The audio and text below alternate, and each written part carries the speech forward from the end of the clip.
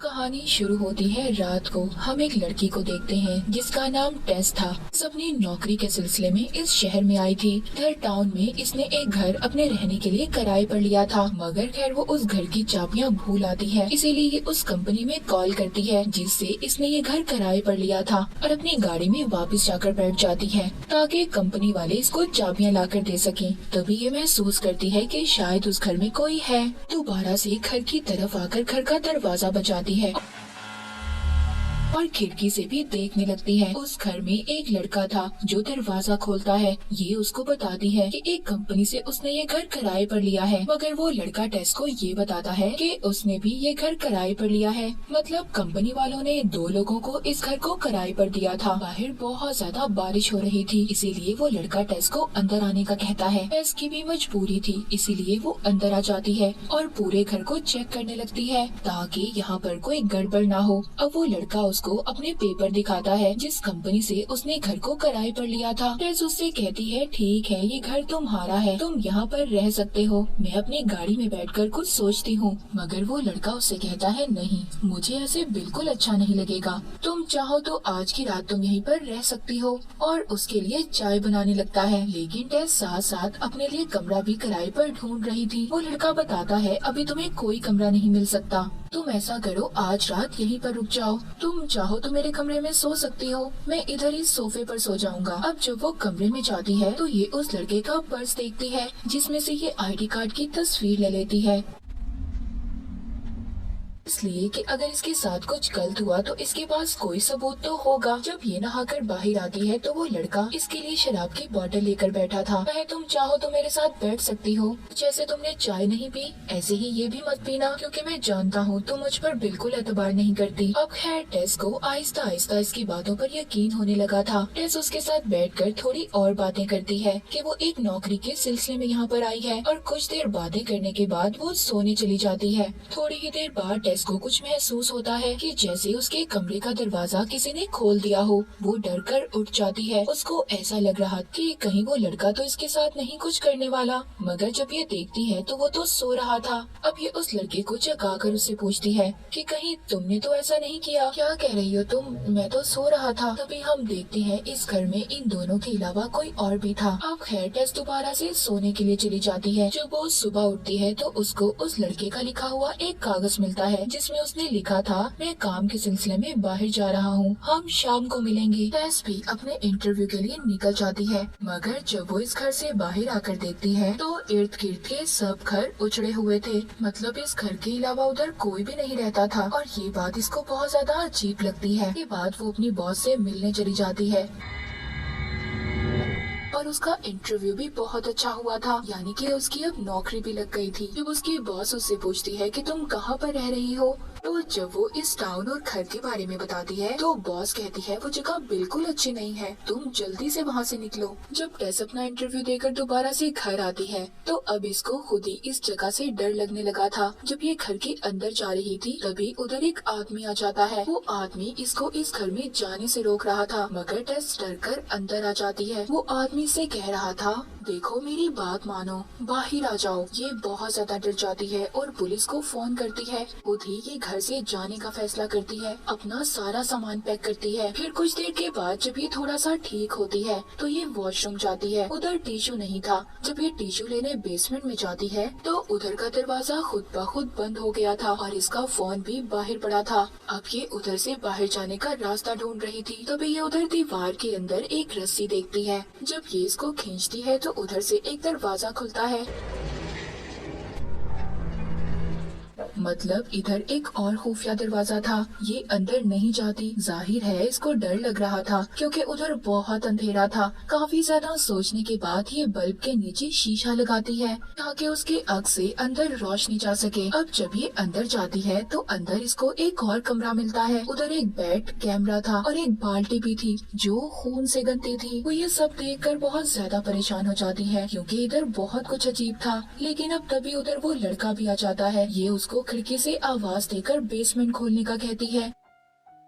अब जब वो आकर बेसमेंट का दरवाजा खोलता है, टेस बहुत ज्यादा डरी हुई थी और घर छोड़कर जाने लगती है। मगर वो लड़का कहता है, आखिर बात क्या है, तुम मुझे सब बता सकती हो। वो उधर उसको कमरे के बारे में बताती है, उधर बेड और कैमरे के बारे में भी। वो कहता है वो बेसमेंट है। अच्छा तुम रुको, मैं चेक करके आता हूँ, मगर तुम इधर ही मेरा इंतजार करना, क्योंकि अगर दोबारा बेसमेंट का दरवाजा बंद हो गया तो हम दोनों ही फंस जाएंगे, इसीलिए तुम बाहर रुको।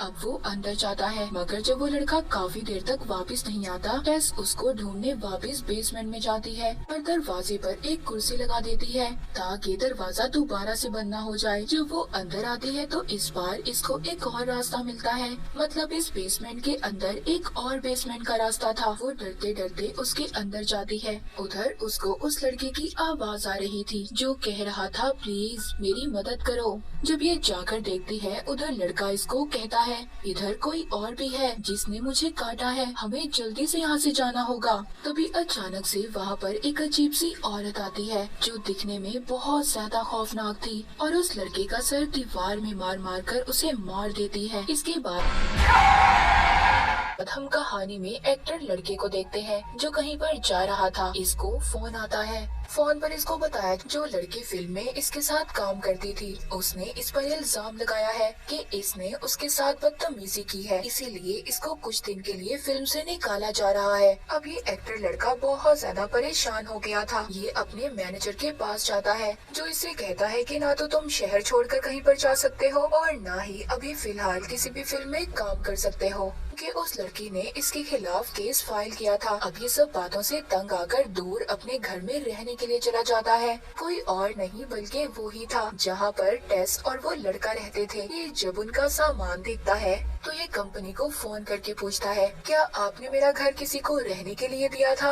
वो कहते हैं हाँ, कुछ दिन पहले हमने इस घर को किराए पर दिया था। ये कहकर वो फोन बंद कर देते हैं। ये बात काफी अजीब थी। इस घर के मालिक को ही नहीं पता था कि उसका घर किराए पर है। So who the fuck is staying in my house? Phone बंद करने के बाद ये बेसमेंट के दरवाजे को देखता है जिसके आगे कुर्सी रखी हुई थी जो टेस रख कर गई थी। ये उसे हटाकर दरवाजा बंद कर देता है। रात को जब ये शराब पीकर बहुत ज्यादा नशे में था तो ये उस लड़की को सॉरी बोलता है जिसने इस पर केस किया था और फिर सो जाता है। सुबह को ये टेस और उस लड़के का सामान देखता है। अब इसको ये लग रहा था कि शायद बेसमेंट में कुछ है। जब ये बेसमेंट के दरवाजे के पास जाता है तो इसको किसी के चलने की आहट महसूस होती है। ये डर जाता है और फिर एक चाकू और टॉर्च लेकर बेसमेंट के अंदर जाता है जिधर इसको वही शीशा दिखाई देता है जो टेस ने लगाया था। उधर वो कमरा भी जिधर कैमरा और बेड था। ये सब देखकर ये बहुत खुश होता है और बाहर आकर इस घर की लंबाई और चौड़ाई नापने लगता है और सोचता है इस घर में तो इतना बड़ा बेसमेंट है,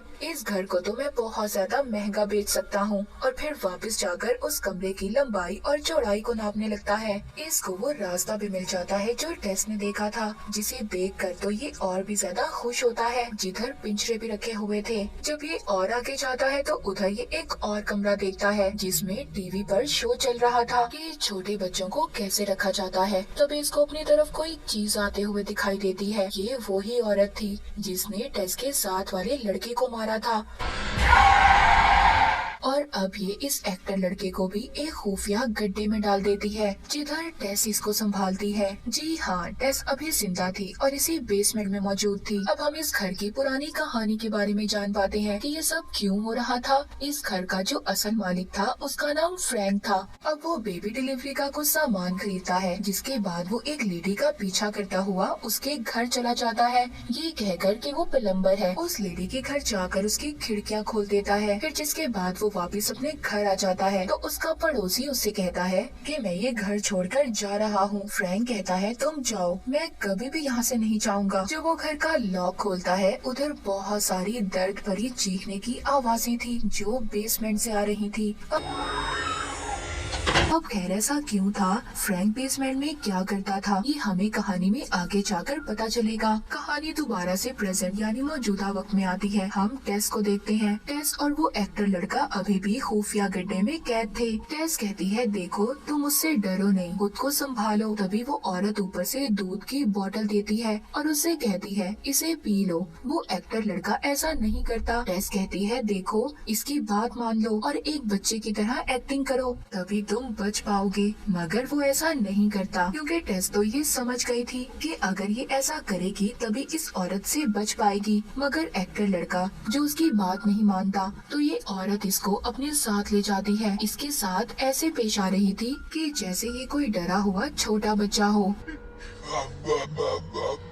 और दरवाजा भी खुला छोड़ गई थी। इसी बात का फायदा उठाकर टेस अब यहाँ से भाग जाती है। वो औरत इसका पीछा कर रही थी मगर ये उस खुफिया बेसमेंट से बाहर आकर दूसरी बेसमेंट से खिड़की तोड़कर बाहर निकलने की कोशिश करती है। तो इसकी मदद वही आदमी करता है जिसने इसको पहली मर्तबा इस घर में जाने से रोका था। टेस जब उस आदमी को उस औरत के बारे में बताती है तो वो आदमी कहता है, मैं सब कुछ जानता हूँ। अगर तुम खुद को बचाना चाहती हो तो यहाँ से बहुत दूर चली जाओ, वरना वो औरत सारी जिंदगी के लिए तुम्हें अपने पास रख लेगी। मगर टेस उससे कहती है, अंदर कोई और भी फंसा हुआ है जिसको मेरी मदद की जरूरत है। अब वो आदमी कहता है, देख लो तुम्हें क्या करना है, मगर रात को उस औरत से बच जाना क्योंकि रात को ही वो बाहर आती है। अब टेस उधर से भागकर एक गैस स्टेशन पर पहुंचकर पुलिस को कॉल करती है। उधर दूसरी तरफ हम एक्टर लड़के को देखते हैं जो उस औरत से बचकर खुफिया कमरे में आ गया था। उधर ये बहुत सारे कपड़ों को भी देखता है जिसमें से एक ड्रेस उस लेडी का था जिसको हमने देखा कि फ्रैंक उसके घर जाकर खिड़की खोल आया था। एक्टर लड़का बहुत सारी वीडियो टेप्स को देखता है जिस पर अलग अलग लड़कियों के नाम लिखे हुए थे। उधर हम बूढ़े फ्रैंक को भी देखते हैं जो अभी भी जिंदा था और इसी बेसमेंट में रह रहा था। फ्रैंक उस एक्टर लड़के से पानी मांगता है। अब ये लड़का जब एक वीडियो टेप चलाकर देखता है, यहाँ पर हमें पता चलता है कमरा हमने देखा उधर फ्रैंक लड़कियों को लाकर उनके साथ बुरा सलूक करता था और उनकी वीडियोस बनाता था और साथ ही साथ वो बहुत सारी लड़कियों को अगवा करके इधर ही पिंजरे में बंद करके रखता था। ये सब जब एक्टर लड़का वीडियो में देखता है तो उसे बहुत बुरा लग रहा था। वो सोचता है कोई आदमी इतना बुरा कैसे कर सकता है। अब वो ये देखकर कहता है, मैं भी तो बुरा हूँ, मैंने भी तो एक लड़की के साथ गलत ही किया है। अब फ्रैंक उसे देखकर गन उठाता है जिसे देखकर एक्टर लड़का डर गया था मगर वो खुद को ही मार लेता है।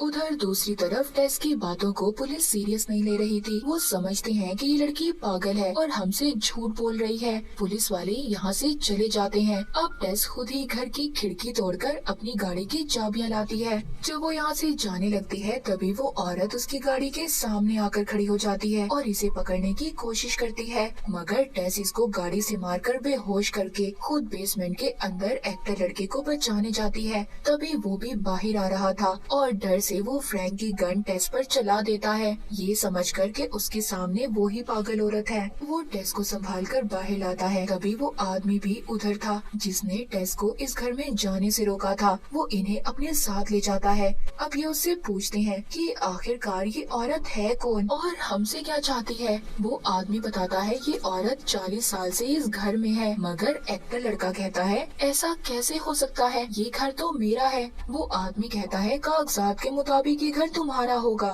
मगर वो घर सच में उस औरत के बाप का है जिसका नाम फ्रैंक है। यहाँ पर हमें पता चलता है ये औरत कोई और नहीं बल्कि फ्रैंक की बेटी थी। और फ्रैंक जो कुछ भी लड़कियों के साथ करता था उन्हें यहाँ पर लाकर उनसे बच्चे पैदा करवाता था। ये औरत इसके कामों का एक भयानक रूप था जो फ्रैंक की सजा थी क्योंकि उस वक्त फ्रैंक की बेटी बहुत छोटी बच्ची थी और ये सजा फ्रैंक को अपनी बेटी के रूप में मिली थी। ये सब जानने के बाद ये दोनों बहुत हैरान थे। एक्टर लड़का टेस से कहता है कि मुझे तुम्हें हॉस्पिटल लेकर जाना होगा लेकिन वो आदमी कहता है अभी नहीं। वो पागल और भयानक औरत हर जगह घूम रही होगी पर वो यहाँ पर नहीं आएगी। मगर वो औरत यहाँ पर भी आ जाती है और इस आदमी को मार देती है। ये उससे बचकर पानी के टैंक पर चढ़ गए थे मगर एक्टर लड़के के हाथ में जो गन थी वो नीचे गिर जाती है। अब जैसे ही ये औरत इनकी तरफ बढ़ती है ये टेस को नीचे फेंक देता है ताकि इसकी जान बच जाए। मगर वो औरत भी टेस के पीछे छलांग लगा देती है क्योंकि ये इसको अपनी बेटी समझ रही थी और ये दोनों बेहोश हो जाती हैं। एक्टर लड़का जब इनके पास आता है तो समझता है कि ये मर गई मगर टेस अभी भी जिंदा थी। ये जब उसे दोबारा से बचाने की कोशिश करता है तो पीछे से वो औरत भी जिंदा हो जाती है और इस लड़के का सर फाड़ कर इसे मार देती है। और फिर वो टेस को प्यार करने लगती है। उसे देखकर ऐसा लग रहा था कि जैसे एक माँ अपने छोटे बच्चे से प्यार करती है, पर कहीं न कहीं पर वो औरत टेस से ये कह रही थी कि वो उसे मार दे, क्योंकि आज जो कुछ भी उसके साथ हो रहा था उसके डैड फ्रैंक के बुरे कामों का नतीजा था। टेस उसको मारना तो नहीं चाहती थी, पर वो ये सोचती है कि अगर उसने इसे ना मारा तो इसकी जिंदगी और भी ज्यादा बुरी हो जाएगी। इसीलिए वो इस औरत पर गोली चलाकर इसे मार देती है और फिर ये टाउन छोड़कर चली जाती है। और इसी के साथ ये मूवी यहीं पर खत्म हो जाती है।